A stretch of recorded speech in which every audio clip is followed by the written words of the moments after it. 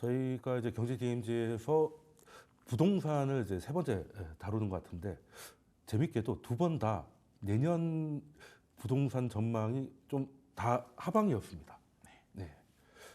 그래서 지금 사야 되나 생각도 살짝 해봤는데 역설적으로. 근데 그렇다면은 보통 이제 하방으로 가면 월세라든지 전세가 오르는 게 보통의 모습이잖아요. 근데 지금 보면 다른 것보다 월세가 좀 되게 많이 오른 것 같습니다. 예, 이거는 자연스러운 수순인가요? 아니면 일시적인 현상이라고 할까요? 소장님이 좀 설명을 해주신다면. 일시적 아닙니다. 일시적 아니고요. 뭐 구조적인 자연스럽다는 건가요? 표현 자체가 네. 뭐 자연스럽다기보다는 저는 뭐 시대 흐름 자체가 이제 월세로 가는 게 월세 시대로 저는 진입을 했다. 월세 열차는 출발했다라고 말씀을 드리고 싶습니다. 왜냐하면 이제 우리 전세 제도에 대해서 우리가 좀 생각을 해봐야 되는데요. 우리는 너무나 당연하게 네. 임대면 전세라는 공식이 있었습니다. 보통 그랬죠. 네. 우리만의 우물 안의 개구리였죠. 네. 대한민국을 제외한 어느 나라를 가더라도 사실 다 네. 월세. 네, 사실 좀 말이 안 되는 거죠. 말이 안 되는 거죠. 월세, 전세가 왜 말이 되지 않냐면 물론 뭐 다른 나라 뭐 볼리비아 뭐 이런 나라에 전세 비슷한 제도가 있다고 하는데요. 솔직히 볼리비아가 어디 있는지 저도 잘 모르는 상태이기 때문에 전세 제도 본다면 우리는 당연하지만 외국인들은 왜 당연하지 않을까를 좀 생각을 해봐야 됩니다. 외국인들이 실제로 한국에 와서 두 번 놀란다고 합니다. 첫 번째 임대 집을 구하는데 아니 갑자기 매덕되는 목돈을 집주인한테 맡겨야 된다고 합니다. 이 전세 제도를 익숙하지 않은 외국인들은 첫 번째 깜짝 놀란다고 합니다. 아니 처음 보는 집주인한테 이 매덕이라는 돈을 맡기고 내가 그 집에 들어가서 산다고? 사실 그 안전장치도 거의 없는 안전장치가 뭐지? 뭐 물건, 건재당 설정을 하지도 않고요. 아무것도 없습니다. 외국인들은 이 메커니즘을 눈치를 챘죠. 뭐냐면 전세 제도는 사금융입니다. 세입자가 집주인한테 돈을 빌려주는 개념입니다. 네, 개인 간에. 개인 간의 사금융이에요. 그러면 전세 계약서 하나 딱 작성을 하고 끝입니다. 다른 게 아무것도 없습니다. 뭐 확정일자 받는 것밖에 없죠. 그래서 주택임대차보호법에 따라서 확정일자 받고 뭐 대항력을 갖추고 경매 넘어가게 되면 후순위보다는 먼저 받을 수 있다 정도지 내 전세금을 온전히 돌려받는 안전장치는 사실상 없습니다. 그런데 자 우리가 친구를 생각해 보면 친구한테 돈 한 3억만 좀 빌려줘라고 하면 실제로 저는 빌릴 수 있는 사람이 거의 없다고 보고 재벌 회장님들 아니면 현실적으로 누가 빌려주겠습니까? 네, 절교의 우회적인 표현 아니겠습니까? 네. 그죠? 3억이면. 그냥 아마 전화 끊어버릴 것 같습니다. 그러면 한 300만 원 정도는 빌릴 수가 있는데 3억은 말이 되지 않습니다. 그러면 너희 집에 근저당 설정할까? 라고 나오겠죠. 그 자체가. 그런데 우리는 집주인들한테는 왜 3억, 5억, 10억이라는 돈을 빌려주면서 전세로 들어갈까요? 막연한 믿음입니다. 아, 반환받을 수 있다는 믿음. 그 믿음 때문에 우리는 전세 제도가 유지가 됐는데 그 믿음이 깨져버렸죠.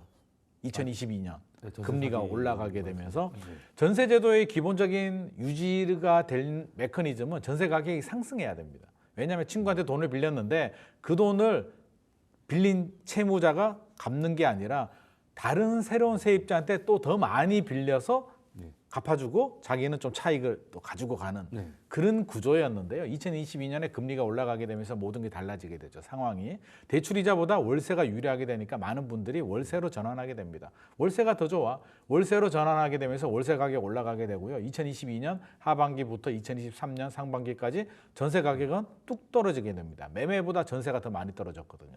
다 역전세가 생깁니다. 본의 아니게 의도를 했던 의도하지 않았던 모든 대부분의 전세, 특히 비아파트 시장들이 이제 가격이 떨어지게 되면서 이제 역전세가 생기게 되는데 이제 우리가 깨달았죠. 아, 이게 전세금을 못 받을 수도 있겠구나. 빌려준 돈이 불확실하구나를 이제 깨닫게 되면서 불안한 거였구나. 불안한 제도라는 걸 이제 깨달았습니다. 그러면 전세 제도의 가장 큰 리스크를 깨닫는 순간 가장 안전한 제도는 뭐다? 월세입니다. 월세는 페이 사용한 만큼의 페이를 내고 문제가 계약 기간이 끝나면 페이 지불하지 않으면 계약이 종료되는 겁니다. 가장 깔끔한 제도이기 때문에 저는 이제는 앞으로 이런 시대로 간다. 하지만 그동안 50년 동안 전세가 유지되고 있었기 때문에 하루아침에 변하지는 않을 겁니다. 서서히 변하는데 10년 지나고 20년이 지나면 아마 월세 비중이 아마 굉장히 월등히 높은 월세가 주력 임대 시장의 상품이 되리라 생각을 합니다. 그럼 소장님의 말씀을 듣고 대표님한테 질문이 좀 생겼는데요. 그러면 전세제도가 우리나라에 굉장히 독특한데 독특해도 계속 여기까지 온 거는 그만큼 장점도 많은 거 아니겠습니까? 네. 일단 주거 비용을 확 줄일 수가 있고, 그죠? 그런 상황에 특히 우리나라는 이상하게 전세를 맡겨서 은행 이자를 못 받는 거는 오케이인데 네. 월세 많이 내는 거에 대해서는 엄청 아까워하는 게 있잖아요. 네. 이런 마음이 갑자기 없어질 수 있을까? 그리고 빌라는 위험해, 갭이 너무 없으니까. 네. 그래도 아파트는 괜찮아. 뭐 이런 얘기가 있거든요. 그러면 지금까지 솔직히 월세로 넘어간다는 얘기 들은 지 한 십몇 년 된 것 같습니다. 네, 근데 별로 그 정도로 넘어간 것 같지는 않거든요. 네. 그렇고 뭐 그건 다 비아파트, 오피스텔, 빌라 이야기고 아파트는 괜찮아. 이렇게 하는 두 가지의 관점에 대해서는 이것도 변화가 될까요? 아무래도 뭐 예전에 임대사업자 제도를 활용해서 네. 비아파트를 매입을 해서 그 상품을 상대로 해서 전세 갭 투자들이 많이 네. 일어났었거든요. 사실 근데 그 연립이나 다세대는 원래 임대 상품화 되어 있었어요. 원래 본연 그렇죠. 자체가. 그래서 월세를 받거나 또 그 월세를 가지고 어떤 노후를 설계를 네. 하는 그런 상품이었는데 임대사업자 제도가 들어오면서 다수를 매입하고 그리고 전세라는 상품 안에 대출이라는 상품이 생겼어요. 그러니까 어떤 수요자들, 전세 세입자들이 들어가기가 좀 더 편한 그런 상품으로 되었거든요. 그러면서 전세 수요들이 많이 들어왔었습니다. 근데 그 전세 수요들이 많아지는 그 과정 안에서 역시나 이런 수요가 과하게 생기게 된다라면 어떤 투기에 대한 우려 또 그런 심리를 활용을 해서 뭐 큰 이익을 챙기는 그런 뭐 나쁜 마음을 갖는 경우들도 있죠. 그러면서 이제 전세 사기가 터지면서 네. 이런 전세에서 월세로 상당 부분 많이 이동을 했다라고 볼 수 있을 것 같은데 그런 과정이 생기면서 말씀하신 대로 아파트는 안전한 전세로 들어가지만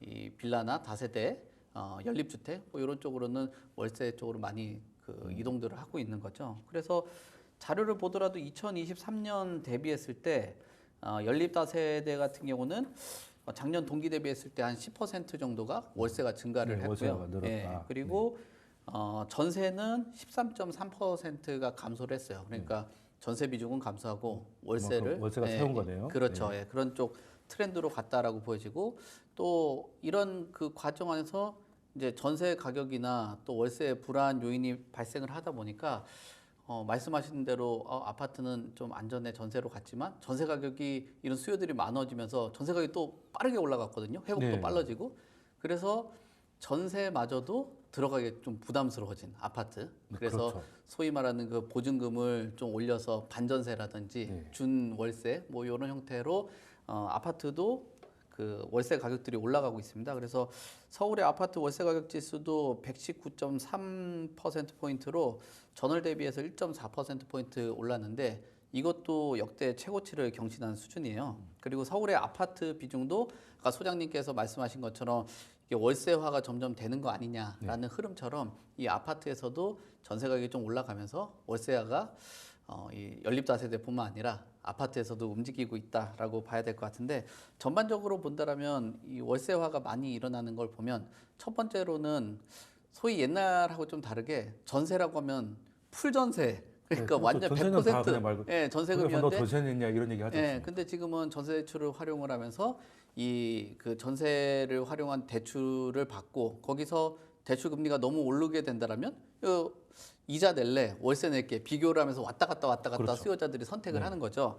그리고 전세 물량들도 상당 부분 축소가 됐어요. 공급 물량들이 축소가 되는 그 과정 안에서 지금 비아파트 인허가 물량 같은 경우도 전년 동기 대비했을 때 30% 감소를 했고요. 비아파트 착공 물량 자체도 21% 정도가 감소를 했습니다. 그러면은 전세로 공급될 수 있는 물량도 줄어드는 상황에서 전세 수요는 뭐 소위 말하는 임대차 3법으로 인해서 이동이 좀 덜한 상황이기 때문에 선택지가 월세밖에 될 수 없는 상황이고요. 그리고 말씀하신 그 내용들 안에서 뭐 여러 가지 뭐 돈을 빌려주고 하는 과정 안에서 사기가 터지다 보니 네. 시장에서 전세라는 상품 자체가 신뢰도를 잃게 되는 점, 뭐 이런 문제들도 있고요.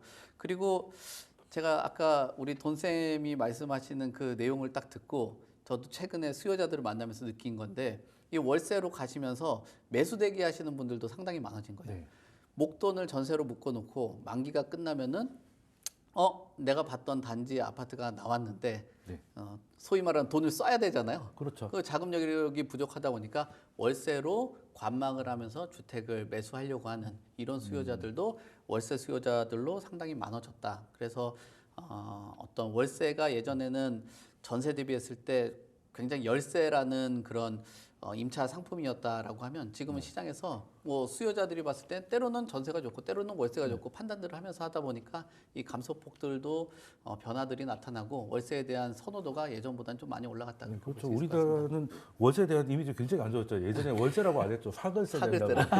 사글세 내고 나면 뭐 밥 먹을 돈이 없다. 뭐 이런 얘기가 많이 있어가지고 그래서 전세라도 되면은 나름의 신분 상승이 그렇죠. 됐다는 걸 했었는데 제가 느끼기에는 그 아파트의 월세하고 빌라 쪽의 월세와는 조금 다른 느낌이더라고요. 일단 빌라는 그 이번에 전세 파기가 터졌을 때 하나 느낀 게 사람들 갭 투자를 사실 잘 모르거든요. 그러니까 한 사람이 빌라를 300채, 400채를 살 수 있다는 그 자체를 잘 모르시더라고요. 예, 그러니까 그 한 명이 잘못되니까 모든 임차인들이 이제 위기에 놓이는 그런 상황이 되니까 불안해서 월세로 바꾸는 거고 월세가 좋지는 않지만 일단은 저런 상황이 터질까 봐. 그렇죠. 그리고 아파트는 전세가가 갑자기 오르니까 네.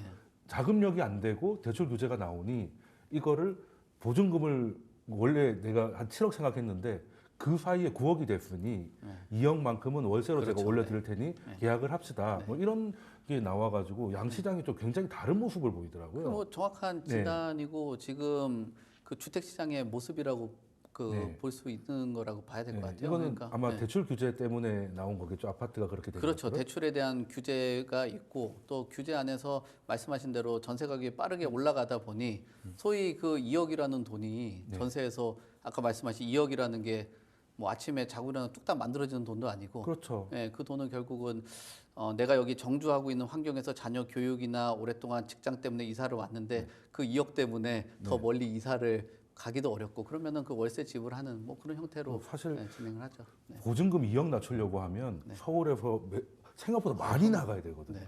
출근이 한 2시간 정도 돼야 2억 정도가 빠지더라고요. 그리고 우리나라가 아까 전세 대도 정말 웃긴 게 이거를 계약할 건지 안 할지를 한 달 전쯤 얘기하잖아요. 네네. 그러면 올라가 있으면 계약을 할 거라면 만약에 추가로 올라갈 게 2억이면 한 달 안에 2억을 구해야 된다는 얘기잖아요. 그렇죠. 이게 굉장히 기형적인 사회 그런 거 아니겠습니까? 그러니까 전세 제도가 제가 불안정한 사실 네. 후진적인 좀 제도라는 생각이고요. 앞서서 제가 이제 월세 시도로 간다라고 말씀드린 게 우리나라가 이제 거의 선진화되고 있잖아요. 거의 선진국에 들어갔기 때문에 후진적인 전세 제도가 앞으로도 계속 주력 임대 상품으로 유지되기는 구조적으로 저는 좀 어렵겠다라는 생각이고 앞서서 이제 돈생께서 말씀하셨듯이 이미지가 많이 달라졌어요. 한 10년, 20년 전만 하더라도 월세 사라 그러면 약간 좀 돈이 좀 부족한. 네, 보증금도 없는. 그렇죠. 네. 전세 사라 그러면 내 집은 아니지만 그래도 돈이 좀 있는 이런 시장이었는데 이게 전세 대출이 시행이 되면서 이제 경계가 좀 무너지기 시작을 합니다. 그때부터가. 기존에는 전세는 내 돈이었잖아요. 그렇죠. 오직 나의 자산. 전세가 5억이면 내 돈이 5억인데 지금은 사실 전세 대출이 뭐 70%, 80% 정도 나오기 때문에 전세 사러라고 하더라도 야, 그 돈 다 은행 거잖아. 너희 전세집 거실하고 화장실은 은행 거고 안방은 너희들 거잖아라고 이야기할 정도로 사실 전세 대출이 시행이 되면서 경계 자체가 좀 무너졌고요. 이미지 자체가 이제는 월세 산다고 하면 오히려 능력이 있네? 현금 흐름이 있다. 현금 흐름이 있다. 대출이 아니라 월세를 대출받아서 내진 않잖아요. 그러니까 현금 흐름이 뭐 몇백만 원 월세 산다고 하면 그 정도 능력이 되는구나. 오히려 인정하는 분위기가 좀 네, 조성이 지금은 되고 그렇더라고요. 있습니다. 그리고 최근에 이제 또 전세 가격이 좀 올라가기도 하고 한다면 대출 규제가 좀 시행이 되잖아요. 9월부터 전방위적인 대출 규제가 시행이 되다 보니 전세 대출에도 이제 불똥이 좀 튑니다. 그러면 시세는 한 2억이 올랐는데 세입자가 대출을 받으려고 하니까 대출이 원활하지 않아요. 그러면 집주인 입장에서 임대인 입장에서 대출이 안 나오니까 나는 이번에는 안 올릴래요 라고 할 수 없으니까 그 그런 차이를 또 보살림은 없죠. 반전세 또 월세를 올리게 됩니다. 그러면서 완벽하게 월세가 늘어나는 부분도 있으나 이제 경계선 반전세가 늘어나는 부분도 있어서 아파트 시장은 반전세가 훨씬 더 확산되고 있는 분위기고요. 비아파트 시장은 이제 불안하기 때문에 안전한 월세로 올라가게 되면서 월세 가격은 지속적으로 2022년 하반기, 2023년 상반기 금리가 올라가면서 매매 가격, 전세 가격은 떨어졌는데 월세 가격은 지속적으로 올랐거든요. 그래서 실수요도 있으니까. 그렇죠. 그래서 월세는 지속적으로 올라가고 있고 전세는 내려갔다가 올라가고 있는 중인데 최근에 불확실성이 또 커졌잖아요. 정치적 불확실성이 커지면서 불안하면 선택지가 또 뭐 있습니까? 임대 살면서 관망하면서 나중에 상황을 지켜보자라는 심리가 강해지면서 임대 수요는 지금 더 늘어나고 있고요. 공급 물량은 지속적으로 줄어들고 있고 비아파트조차도 지금 공급이 안 되고 있는 상황이기 때문에 비아파트, 아파트 모두 다 공급 물량은 줄어들고 수요는 늘어나는 결국에는 가격이 올라갈 수밖에 없고요. 전세 가격, 월세 가격이 올라간다면 결국에는 저는 매매 가격을 밀어올리는 그런 역할도 저는 충분히 하리라고 봅니다. 그래서 수렴하지 않겠습니까? 불확실성이 제거가 된다면 앞서서 이제 돈 선생께서 인스트로에서도 이제 말씀하셨듯이 우리가 우려하는 것처럼 걱정하는 것처럼 돌아가지 않는다는 게 불확실성이 제거가 되면 사실 상승 요인들도 상당히 존재하고 있습니다. 그래서 우리가 그런 점까지 고려해서 지나치게 공포에 떨 필요는 없을 것 같습니다. 공포라고 하면 이제 하방에 대한 매매가 그렇죠. 하락에 불확실성. 아 이거 어떻게 되지? 폭락이 올 거야라는 굉장한 걱정을 가지고 그거는 있는데 이제 집주인들의 공포고 무주택자들은 이제 임대료가 오르는 게 또 공포지 않습니까? 임대료가 올라가는 건 사실상 막기는 저는 네, 어려울 것 사실 같습니다. 쉽지 않다. 네. 쉽지 않다. 그러면 사실 지금 진짜 힘든 게 그 뭐 투자를 위해서 뭐 주택을 사거나 아파트를 사거나 하는 분들도 계시겠지만 일단 부동산은 하나는 있어야 되잖아요. 어떤 형태로든. 그렇죠. 네. 근데 그러면 현재는 내가 그 집을 하나 있어야 되는데 현재는 살 수가 없으니까 그때까지 돈을 모아야 되는데 예전처럼은 예전에 예를 들어 결혼하면 그 작지만 신축 빌라에 전세로 들어가서 그러면 이제 주거 비용은 별로 없잖아요. 그렇죠. 예, 그러면 이제 아이도 아직 없거나 할 때는 둘이서 열심히 맞벌이를 해가지고 돈을 모아서 이제 아파트 전세로 가고 예, 그걸로 이제 점점 이렇게 결국엔 내 집 마련을 하는 게 보통 사람의 꿈이잖아요. 그렇습니다. 근데 그 사다리가 지금 다 부서진 느낌이에요. 일단은 빌라가 월세화가 진행되니까 신혼부부들의 현금 흐름이 깨지잖아요. 그렇습니다. 예. 그러니까 이제 돈을 모을 수가 없는 상태가 되는 것이고 그런데 또 아파트는 아파트 나름대로 전월세가 오르니까 또 허들이 더 높아지고 그럼 이렇게 되면 주거 사다리가 없어지는 거 아닙니까? 뭐 그렇게 볼 수 있죠. 주거 사다리가 없어진다기보단 주거 사다리 한 칸 한 칸에 그 칸이 벌어지는 네, 한 칸 올라가기가 너무 힘들어요. 너무 올라가는 발에서 이제 완전히 네. 뭐 턱걸이 하듯이 올라가야 네. 되는 뭐 그런 구조가 돼버리는 건데요. 말씀하신 것처럼 그 폭을 줄여주기 위해서는 뭐 대출에 대한 규제를 좀 완화를 해준다든지 아니면 집을 살 수 있는 구조를 만들어주는 게 중요하거든요. 근데 우리나라는 아까 말씀하신 것처럼 그 전세를 대출을 받으면 70에서 80% 나오고 집을 산다고 그러면 한 50% 정도 대출이 나와요. 네, 그렇죠. 그러니까 사람들의 구조 자체가 이쪽 전세 쪽으로 흘러가게 만드는 그런 구조란 말이에요. 네, 그러니까 대출 제도가 그렇죠. 그렇죠. 그 전세들이 이렇게 조금씩 줄어가는 그런 상황이라면 오히려 집을 살 수 있는 구조, 그다음에 집을 사서 대출의 한도를 좀 올려주는 뭐 그런 형태가 돼 준다라면은 그래도 주거사다리 역할을 이제 월세에서 전세, 전세에서 매매가 아니라 조금 더 월세에서 좀 더 빠르게 매매로 갈 수 있는 그런 구조를 만들어주는 게 중요하지 않을까라고 보여지고요.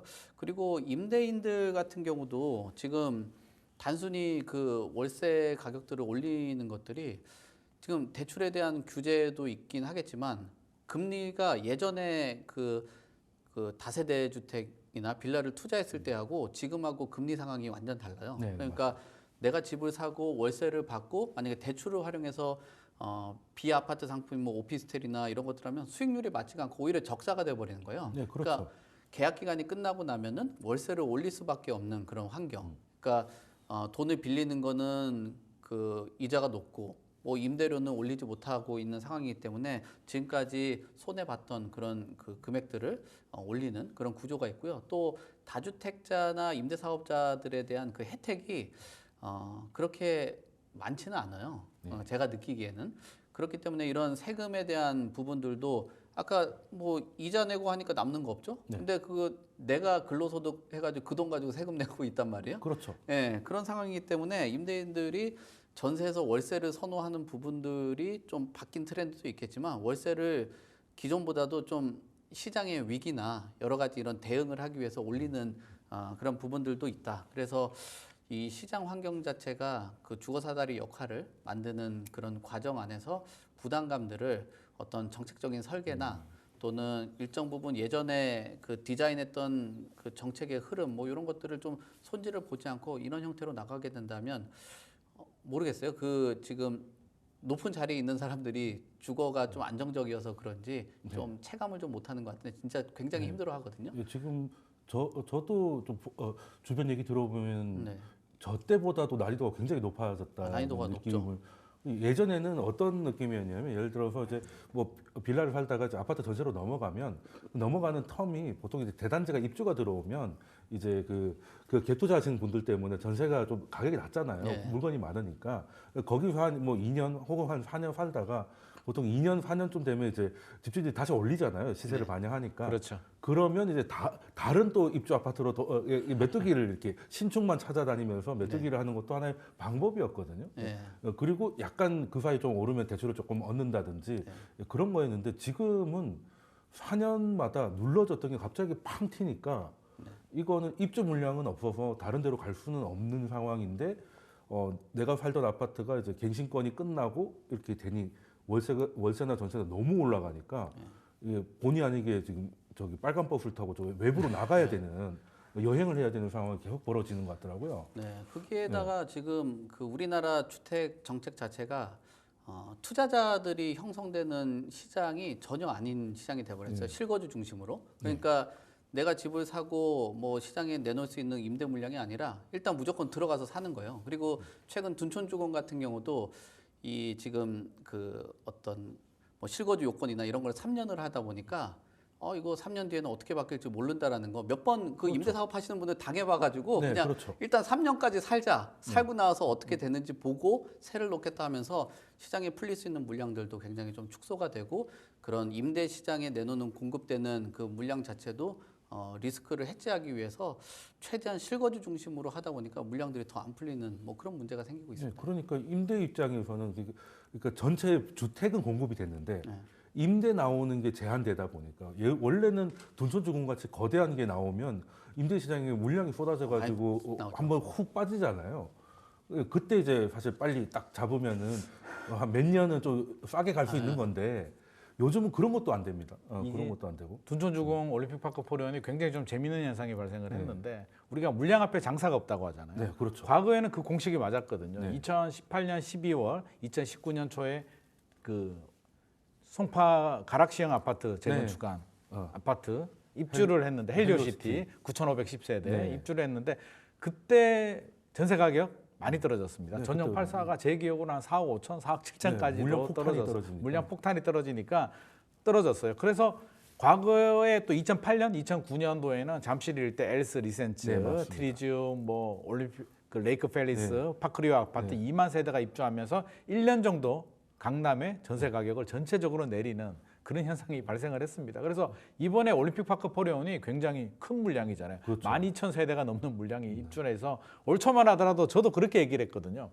야, 입주 물량이 나오니까 물량 앞에 장사가 없다. 앞으로 올해는 강동구에 눈여겨보게 되면 저렴한 전세 월세를 좀 구할 수 있다. 저렴한 신축 아파트. 신축 아파트에 들어가서 디딤돌을 해서 준비를 하자라고 얘기를 했는데 그 공식이 깨져버렸습니다. 지금 올림픽파크 포레온 가면 생각보다 월세 전세 가격이 내려가지도 않고요. 오히려 굉장히 높은 가격이 형성이 되어 있습니다. 그래서 실제로 대기하시는 분들이 지금 계속 대기를 하고 있어요. 현장 부동산에서도 기다려보자. 뭔가 이상하다. 이게 가격이 떨어져야 되는데 안 떨어져. 기다리자라고 하는데 제가 볼 때는 기다린다고 해서 큰 폭으로 떨어지지는 않을 것 같습니다. 사실 기다려서 떨어질 거면 미리 떨어지지 않았을까요? 사실은 입주장은 6개월 전부터 시작이 되거든요. 네. 우리 개포자의 프레지던스만 보더라도 네, 맞습니다. 6개월 전부터 전세 가격이 떨어졌는데 지금 입주가 시작했음에도 불구하고 떨어지지 않았다는 얘기는 앞으로 몇 달 기다렸다고 해서 떨어지지 것 같지가 않습니다. 이유를 좀 살펴보게 되면 몇 가지 이유가 있는데요.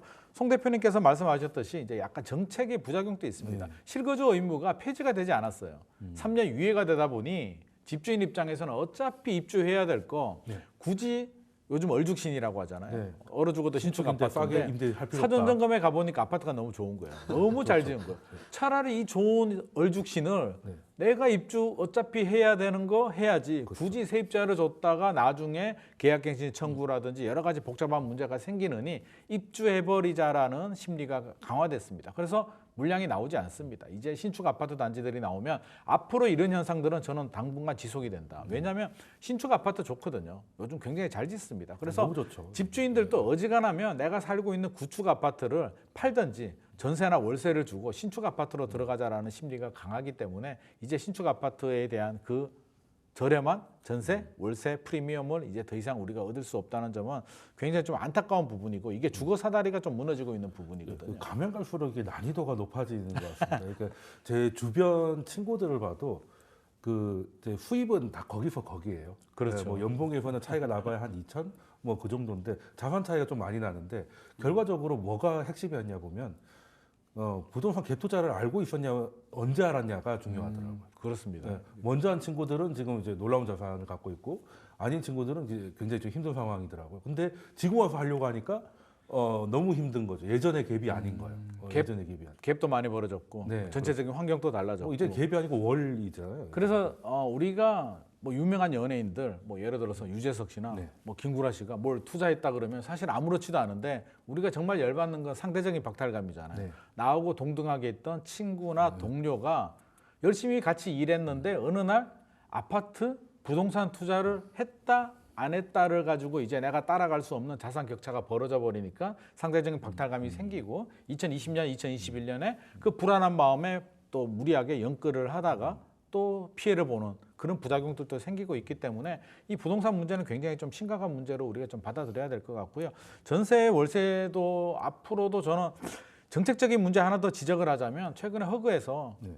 보증보험 환도를 계속 줄이고 있거든요. 공시 가격의 150%까지 네. 해주다가 왜 자꾸 줄입니까? 126% 내렸다가 112%까지 지금 내린다고 하는데 왜 줄이냐면 계속 보증보험 사고가 생깁니다. 네, 그래서 허그가 연 4조 원 정도 손실이 발생해요.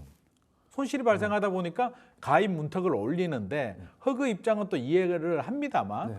또 이게 우리 시장 입장에서 보자면 1억 뭐 공시가격을 1억이라고 우리가 가정을 하자면 1억 5천이면 세입자가 1억 5천에 들어와 있는데 새로운 세입자가 1억 5천 이상을 주고 들어오면 아무런 문제가 없는데 1억 2,600, 126%로 내려가게 되면 새로운 세입자는 1억 2,600을 주고 들어오거든요. 네. 그럼 그 차이 2,400만 원만큼 구멍이 생기는 거죠. 집주인이 반환해줘야 되는데 돈이 없는 겁니다. 근데 이게 112%까지 내린다고 하면 멀쩡한 물건들도 다 역전세가 생기는 좀 거고요. 간당간당한 것들이 위험할 수 있다. 그러면 거기 또 전세 안 들어가게 되니까 또 월세는 더 그렇죠, 가속하게 월세로. 되고 또 안전한 아파트들은 또 가격이 더 올라가는 여러 가지 부작용들이 지금 계속 연속적으로 생기고 있는 상황입니다.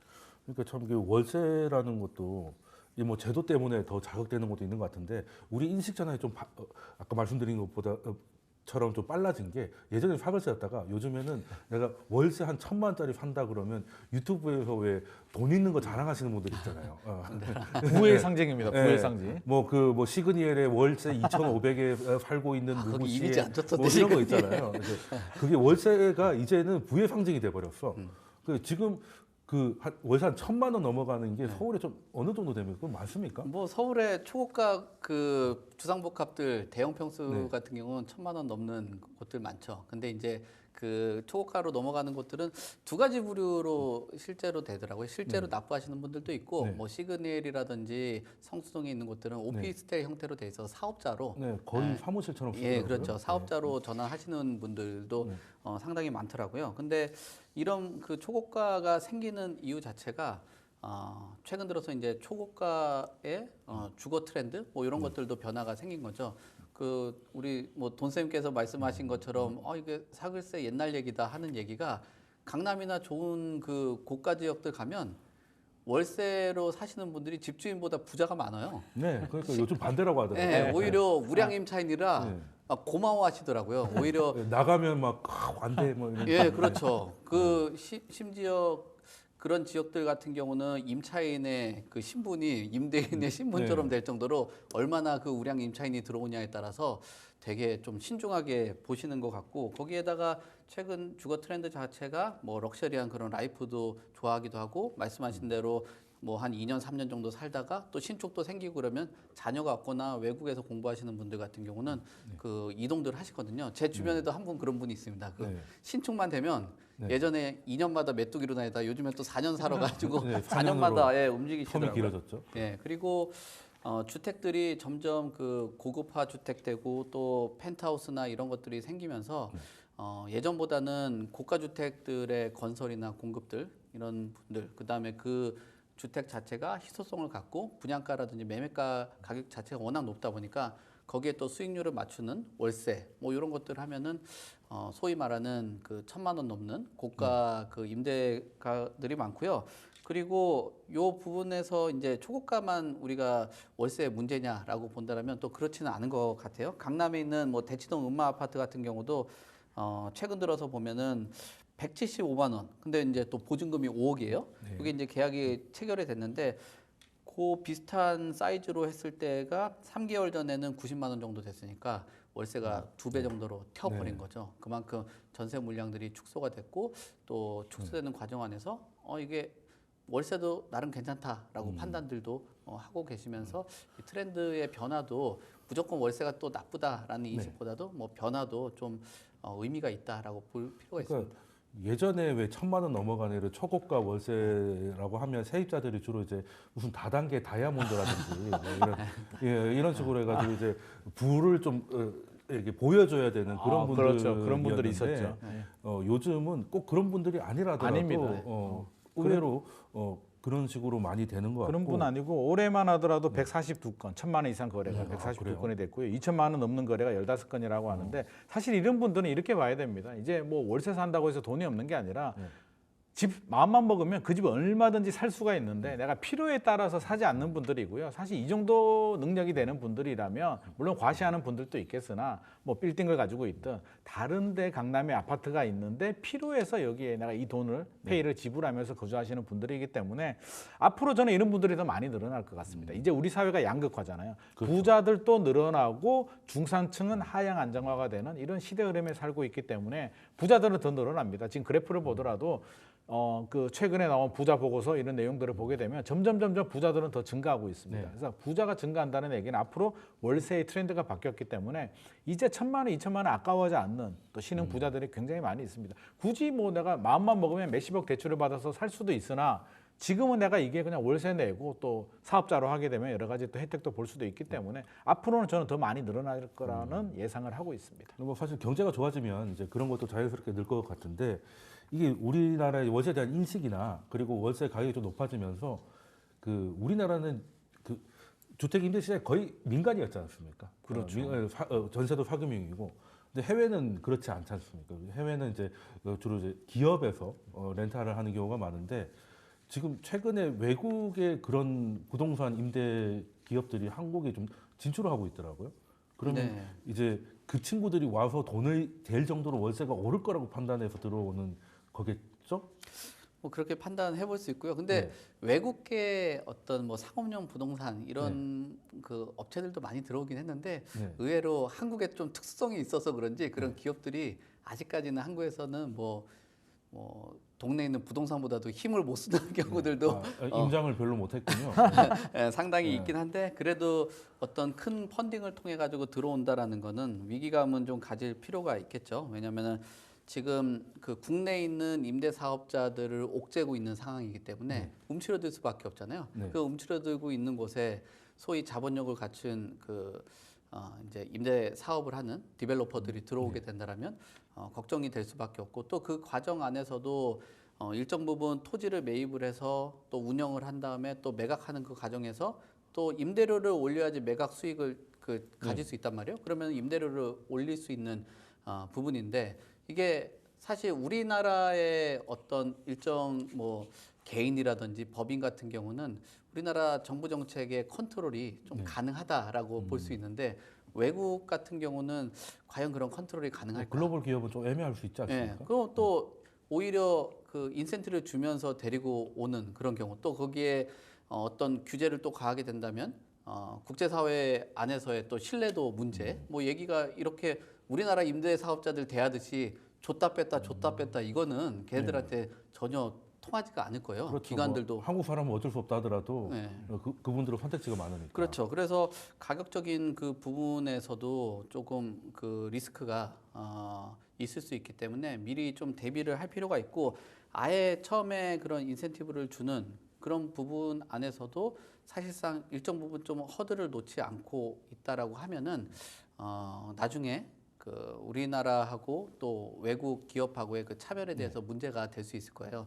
우리나라 지금 부동산 같은 경우도 외국인들은 뭐 대출을 해서 가까운 뭐 중국인들이 와서 우리나라 주택들을 좀 힘들 때 막 매집을 해간다고 네. 그런 지적들도 많았거든요. 네, 뭐 그렇죠. 대출에 대한 부분들, 세금에 대한 부분들. 외국인들은 뭐 규제에 벗어나 있었죠. 네, 그런데 이런 기업들이 들어와가지고 어떤 임대료만 올려놓고 매각하고 나가버리면은 거기에 있는 주변에 있는 임대가 올라가는 이런 문제들도 있을 수 있다라는 거죠. 물론 경쟁을 통해서 그 임대 상품에 대한 품질도 올라가고 거기에 서비스도 올라갈 수 있는 그런 부분들도 충분히 있긴 한데 계속 한국에서 머무르면서 사업하시는 분하고 또 어떤 이 우리나라의 특성 있는 그 시장 안에 단기적으로 와서 사업을 하고 여기 이제 수익률이 좋네.